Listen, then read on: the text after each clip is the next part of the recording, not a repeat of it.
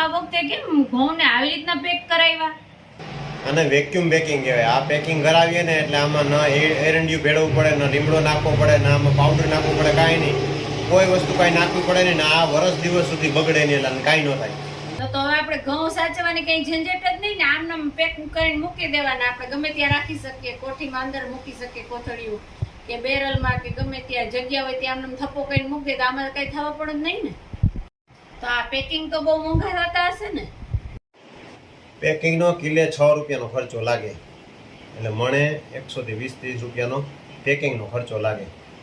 પણ આમ આખું વર્ષ ઘઉં બગડવાનું ટેન્શન નહીં, સાચવવાનું જે આ બૈરાઓના જે ટેન્શન હોય ને કે ઘઉંનું શું થાય, પાછળથી વરસાદ થઈ ગયા પછી શું થાય, એ ટેન્શન મુક્ત થાવ. તો આ તો સારું. એક મણે આપણે 120 રૂપિયા વધારે જોઈએ, સાચવવાનું ટેન્શન તો નહીં. ઓલા ઘઉં બગડી જાય, ધનેડા પડી જાય તો પરબારા નાખી જ દેવાની, પછી એનો તો કઈ ઉપયોગ થતો નથી. બગડી જાય પછી તો આ રીતના પેકિંગ હોય તો આપણે આખું વર્ષ કઈ ઉપાધિ જ નહીં. આ પરબારો ખોલી અને દહીણું મૂકી આવવાનું. અને જે સિટીમાં રહેતા હોય, નોકરિયાત હોય, જેની પાસે ટાઈમનો અભાવ હોય, એના માટે આ બેસ્ટ.